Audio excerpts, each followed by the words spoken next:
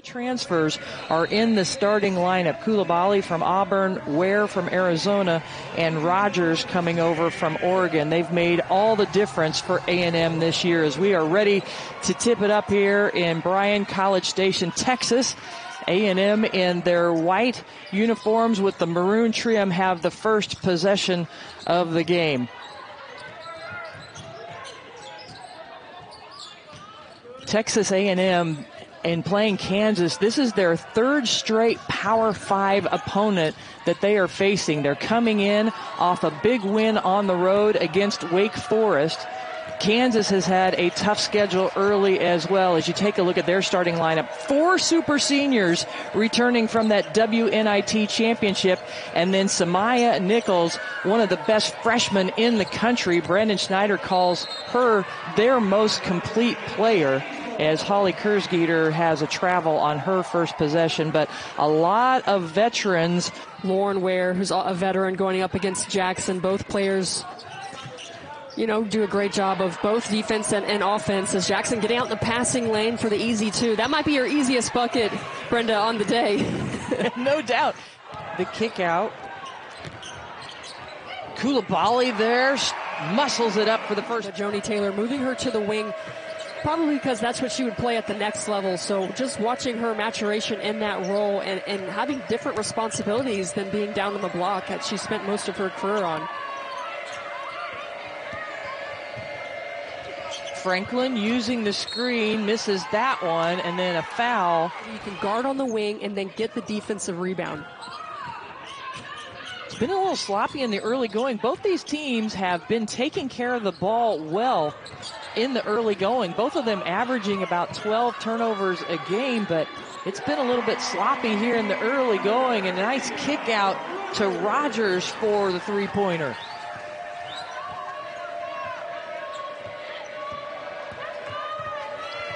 Samaya Nichols using the screen. A&M holding their opponents to just 50 points per game. Joni Taylor's team's always known for their defense, but they commit the foul there on Nichols going to the hole. It's a great relationship, and you mentioned her being a big part, Janiah Barker being a big part of recruiting some of those veteran players out of the portal. And Nichols, this is a name you're going to hear more of over the upcoming years. She actually played on a USA basketball team for Joni Taylor, so Joni Taylor very familiar. Kansas looks a little bit uncharacteristically sloppy right now. Just got to really sharpen up too, especially considering the super seniors. Is that going to be a charge? Yeah. Got there in time. I mean, it allows the defender to not have to come all the way across the paint and in help defensive position. But I mean, I think I would like it a little bigger than just right under the basket. If you haven't been following along in women's basketball, yeah, just to clarify, if you haven't been following along in women's basketball this year, the restricted arc is out of play.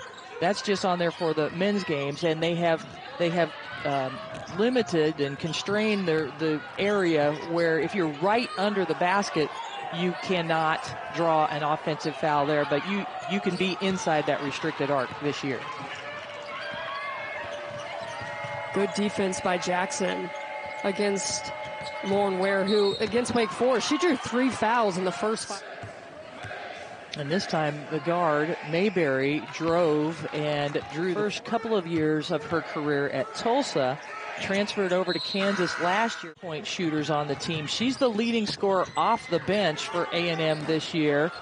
And from the corner, Bowles, who was a starter last year but has had to come off the bench with all the transfers. And Joni Taylor talks about she has handled that situation beautifully.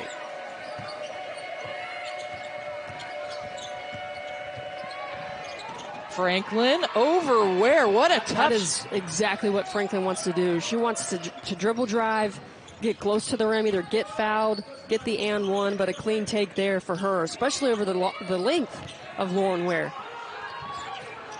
Ware misses that one. A&M started off ahead 5-0. Kansas on a 7-0 run. The Jayhawks, they've got a 3-on-2. Mayberry opens up the right side and misses the layup. And then a reach in. I talked about, when you're bringing in a bunch of transfers, especially when they're veterans like Joni Taylor brought in. You got a player that you're trying to bring along and retain, and she accepts her role, but she brings such an offensive firepower, a little bit of shot of adrenaline off the bench for Joni Taylor, that knowing she can bring Bulls and get some offense off the bench. That's the versatility, because she's got Jackson on her. Joni going a little bit small here, bringing Barker at the 5. I say playing small, Barker being 6'4", but Jackson doesn't want to guard along on the perimeter. And a 3-second, about 35 seconds left remaining here in the first quarter. A defensive battle, to say the least, in the opening minutes. The spin, Barker, how about that? Gets that to roll. There was a 7-0 run for Kansas, and then A&M answers back with a 7-0 run. 6 seconds left in the quarter. Nichols picks up her dribble, spins, throws it up at the basket, and somehow gets that. You mentioned the tough travel through Wake Forest. I mean, they didn't get home until like 11:30 the next day on the Zoom to talk about this game. But she said, hey, that's life. And she presented it to her team in a way as like, hey, it's not always going to be easy. And it's more like everything turns into life. And it's more than basketball. That's always been Joni Taylor's message. And that was a great little soundbite from her. They were going to land in BRYAN-COLLEGE Station around 3 o'clock in the morning, but there was too much fog, and they circled for about a half an hour, and then they finally took them to Austin, and they had no way to get from Austin to BRYAN-COLLEGE. Let's see if Kansas can clean up their turnovers here in this second quarter. Just something that we're not used to seeing from them. 9 in this game. They only averaged 12. That's 18th in the country. So if they can eliminate those turnovers, start to see some balls go through the hole. I think these are teams that you're going to see in the top 25 at some point during this season. And the free throw line is Samaya Nichols for the Jayhawks. We'll see a little strategy between the two coaches of trying to keep their bigs on the floor, and that's when Joni Taylor will go small with Barker at the 5.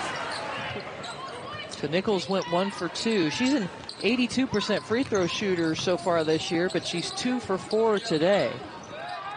I'd like to see her get going, Brenda. I mean, she's a playmaker. I mean, a 5-star recruit. She's a terrific freshman. And a nice block out.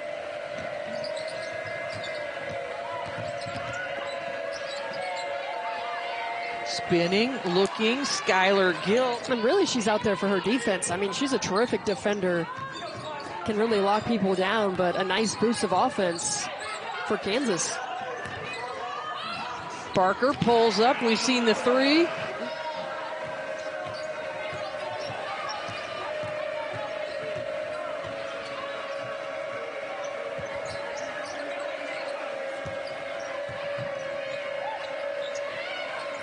Hobbins picks up her dribble. The shot clock now down to 7.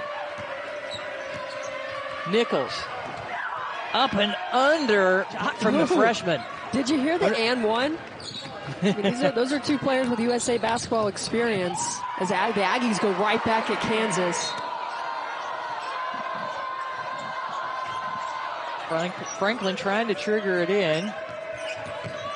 Gets it out to Nichols. Couple of change of direction, and she is just ready, body-wise, you know, understanding scout, understanding the practice, understanding what it takes.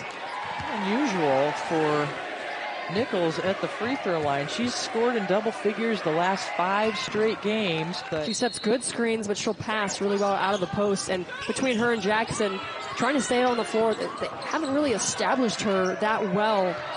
And I think good things happen when you give Lauren Ware the basketball down in the paint. We're getting a little chippy right now on the court as Jones got tied up with Skylar Gill. No fouls were called as they untangled, but neither bench is very happy about it. Nichols blocked by Ware.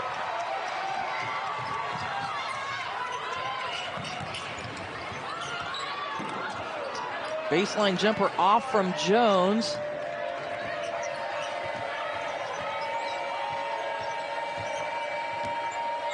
Mayberry.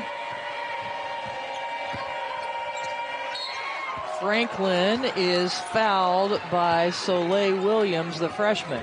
Lauren Ware slow on the offensive side of the floor, but here's where she brings the defense. Top 10 in the country in blocks. Great timing, great elevation, and staying straight. I think she's been a really nice addition to this team, Brenda. Just her experience, talking about the leadership that she can bring, that Joni Taylor was telling us, hey, she's playing in Final Four, none of us have. So when she talks, we listen. Yeah, she has earned that right. She was a freshman when Arizona played in the Final Four in 2021. The toughest non-conference since he's been there. Tough loss to Penn State, Virginia Tech, UConn, but going toe-to-toe with those. You're right about ratcheting up the schedule, but that's not good news for the Jayhawks as Tiana Jackson goes first free throw attempts of the game for the Aggies, and she goes 1 of 2. Team defense, 5 on the shot clock. Kersgeter has it blocked, and great defensive possession for the Aggies.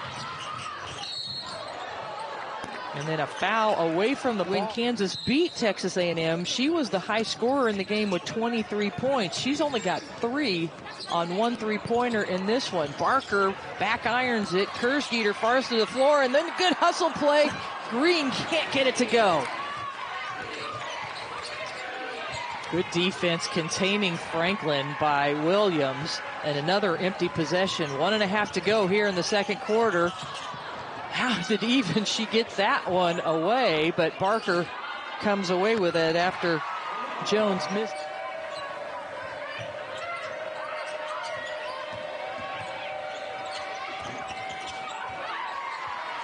Kersgeter missing.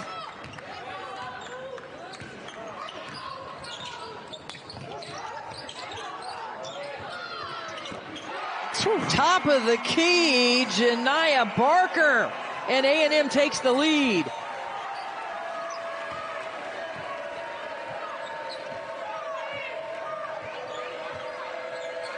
What a great game this has been. A&M's biggest lead of the first half was a 3-point lead early.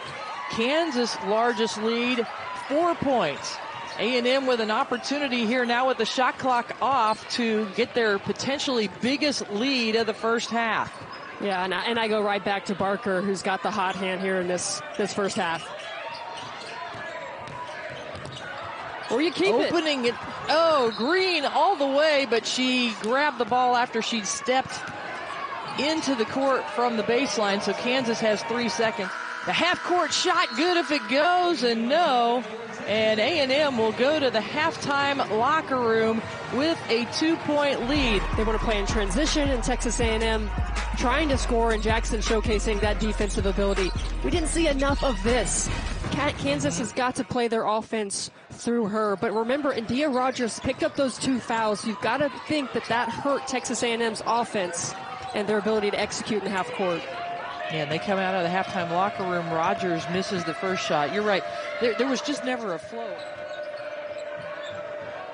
So we don't have anybody with more than 2 fouls. We have a lot of players with 2 fouls for A&M, but nobody in severe foul trouble at this point. A lot of missed shots. Kansas has missed their last 11 field goal attempts in a row, but Barker hasn't, as she scores at the rim.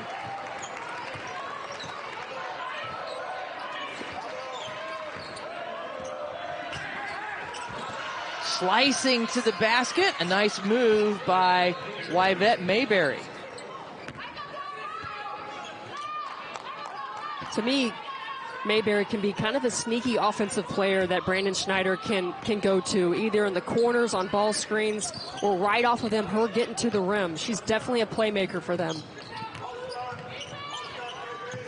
Barker is leading the way for A&M with 12 points and 8 rebounds. She's the only player on the court for either team in double figures. And there's A&M going back to where this time she draws the foul on Jackson. So now that's 3 fouls on Tiana Jackson.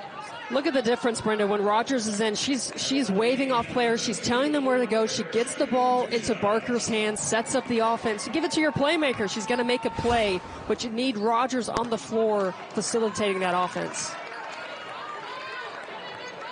Lauren Ware is at the line, not shooting great from the free throw line this year, just 52.5%. And she misses both, but maybe the most important thing is she picks up that third foul on Jackson. Jackson's still on the court for Kansas. They go a little pick and roll to Jackson, and they call an offensive foul on Jackson. That's her fourth foul. Huge, huge call. Oh, that's tough, too. On the move, and usually you don't see Tiana Jackson getting a foul in that manner. It's usually going, you know, swatting down or with the body, but a tough break for Kansas. Yeah, Jones stepped over to take the charge. Was she really in position? But man, he shows her hops there, and a nice tip in for Sahara Jones. A couple of big plays for her. Well, it might be the biggest, putting Jackson on the bench with 4 fouls. And then Ware blocks the shot of Mayberry, and here come the Aggies. Rogers kicks out, and then a foul away from the ball is called. So Tiana Jackson is on the bench for the Jayhawks. She leads the team with 15 points and nearly 10 rebounds, as well as 2 block shots per game. So what will Kansas do, and how do the Aggies take advantage? Now she's out on the bench with 4 fouls. So you can get into a pick and roll situation, try to get to the rim, get the ball inside to Lauren Ware. Three-pointer from Kersgeter, and that last foul defensively for Kansas was on Samaya Nichols, so that's her 3rd foul. So 2 of the best players for Kansas are on the bench right now, and Samaya Nichols and Jackson. So Kersgeter, Franklin, Mayberry, the super senior, is going to have to step up, and Mayberry does. And so heads-up play by Kersgeter to get her the ball in transition, finding her for the open 3. Spinning and a travel, as no one else besides Barker has more than 3 points at this point.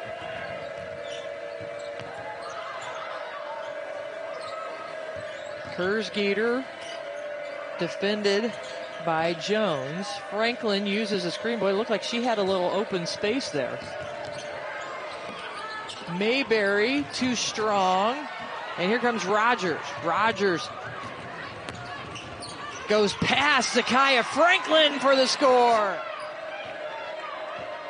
Steffi, you mentioned how valuable Rogers is at that point guard position when Texas A&M went out to Cal and won the tournament out there. She's looking for a teammate, or she can find the bucket on her own, and they're kind of showcasing what she can do offensively.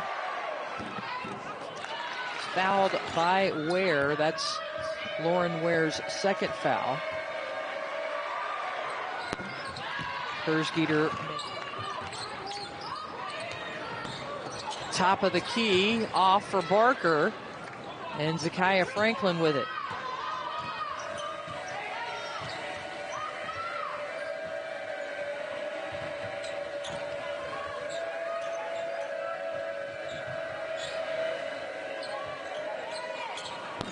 Kersgeter, no. Papadopoulou rattles in and out off the offensive rebound.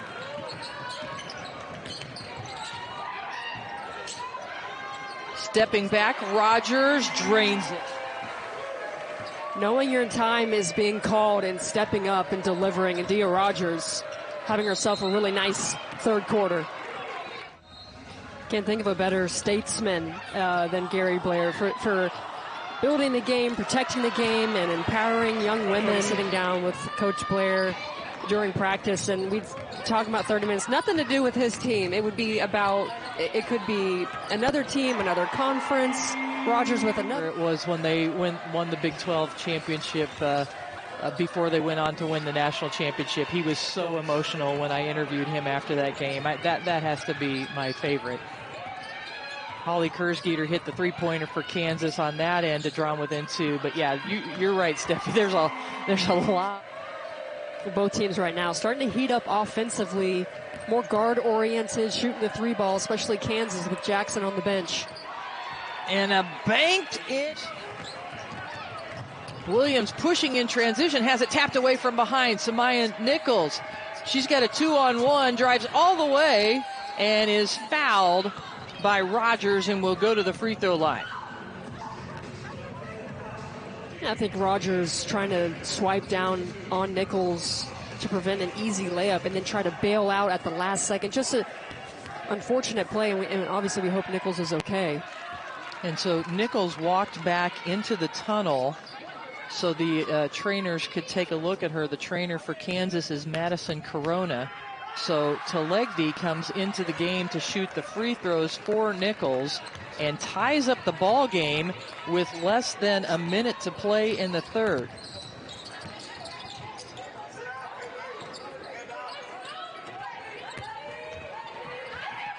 Strong move to the hoop by MJ Johnson. Yeah, just a great rip through. I mean, another talented player for Joni Taylor that's coming off the bench.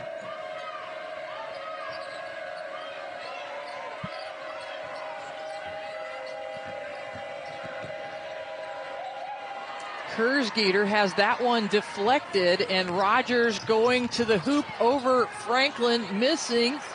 Williams missed the putback attempt, and here comes Kansas. Mayberry has Kersgeter out on the wing and decides to pull it out. 6 seconds left in the quarter. Mayberry against the length of Barker goes in and has it blocked. But A&M right now led by Barker with 12 and Rogers with 11. And Rogers had a big third quarter really to lead the way for A&M. Texas A&M has led throughout the third quarter until that tie at 39-39. But Kansas has not led since the second quarter. KK Green has it stripped. Obviously a concerted effort maybe for them to start taking some straight line drives, try to get to the free throw line. They got to knock them. This game is really an indication of how much A&M has improved from last year. Last year they lost 74-42 to Kansas last year. And it was the game that Barker was injured, as Franklin of A&M last year with all of their injuries. At some point, they had 7 players. During a 7 stretch, they only had 7 players available. Much better A&M is this year. Yeah, and for Sydney Bowles to be leading scoring in that game just a year ago, now she's coming off the bench for Texas A&M. Great defense by Rogers. Like to see a good decision here in transition. Doesn't have numbers. And tough shot. Yeah, it's one of those, no, okay, yeah. And a steal out in the passing lane for Hilton, and she makes it a 4-point lead for A&M. And then here, Texas A&M showcasing some of their defensive strengths, as I'm thinking about Endyia Rogers and the impact, Brenda, that she's had in the second half. And, you know, she's a Dallas native. She entered her name into last year's WNBA draft. Pulled it out, wanted to play for Joni Taylor in another year closer to home, making her presence felt here in a big game for the Aggies. Janiah Nichols misses that one. The officials are going to come together, though, and they're going to say it's going to stay here on the Kansas end of the court. So we haven't seen Tiana Jackson back in the game since she picked up her 4th foul early in the third quarter. She has not come back in. Kersgeter for 3, got it. Yep. And it's a 1-point game. She's got to deliver, and she's got to step up and be aggressive and look for her shot. I know we were talking to Brandon Schneider about that, and it's a good example of her stepping up and doing that. Yeah, she is a 46%. Jackson is still on the bench with the 4 fouls, and Janiah Barker at the free throw line. Calmly hit that one.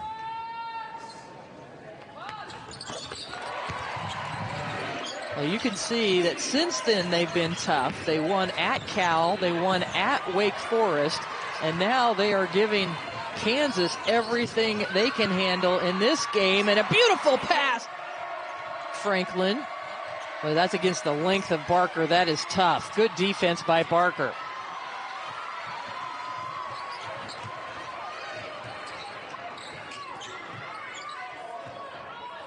Texas A&M. I want to slow it down a little bit in the half court, run through some clock. You've got a 5-point lead coming up on a media timeout.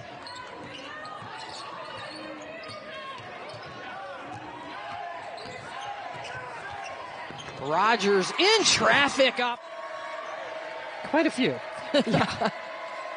She led Oregon in scoring last year, a 3-time All-Pac.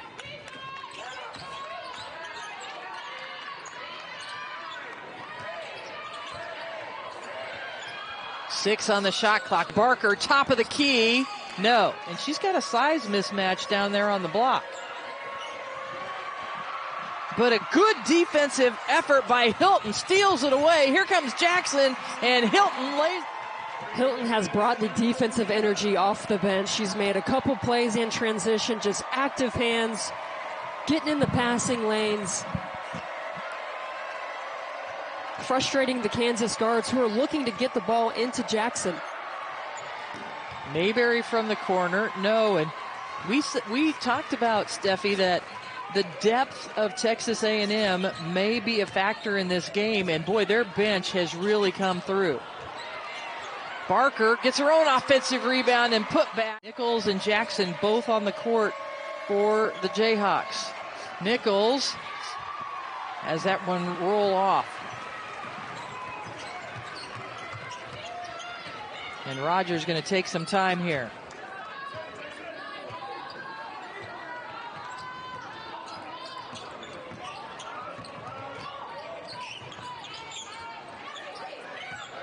Ten seconds on the shot clock. A&M using the clock well. Barker with the screen for Rogers. She refuses, goes baseline, dumps it off to Ware, and still gets. We talked about the transfers making an impact, and it's certainly been Rogers and Ware that have stepped up the biggest for A&M. Under 3 minutes to play. Does Kansas have a run in them? There's Zakiah Frank. And A&M doing a great job of clock management here these last couple of possessions. They ran it all the way down to the end of the shot clock and scored last time. And this time they... Yeah, Coulibaly's been a little bit cool, I should say, offensively today. She's still adjusting to that role where she doesn't have to get 18 to 20 a game to contribute to Texas A&M. Jackson steps inside, goes to the other side of the...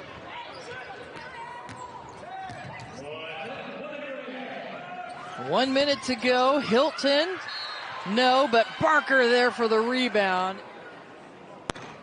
Successful coach for USA Basketball, has done a terrific job. 4 gold medals, but I know she would give credit to one of the trailblazers of the game, Marion Washington. And Joni Taylor, through the transfer portal, through recruiting, has beefed up this team.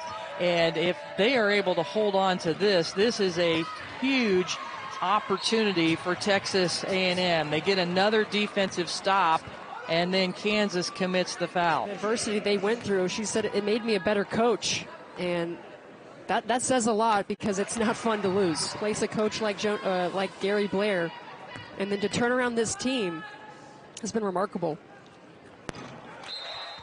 That averages almost 72 points a game, has 5 players that average in double figures to just 50 points today. She wants her team to be a tough defensive team and score fast on the offensive end, and their defense made all the difference today, wouldn't you say? Finishing up with rebounds and defensive rebounds, and keeping Tiana Jackson in check for the most part, and getting her into foul trouble, not letting her really be. And it looks like Kansas just going to allow A&M. Tough day for the freshman. And at the free throw line, Endyia Rogers, the grad transfer from Oregon, at the point guard position, making such a difference for them today as she came through in a big way. 17 points, 3 3-pointers, and made both free throws.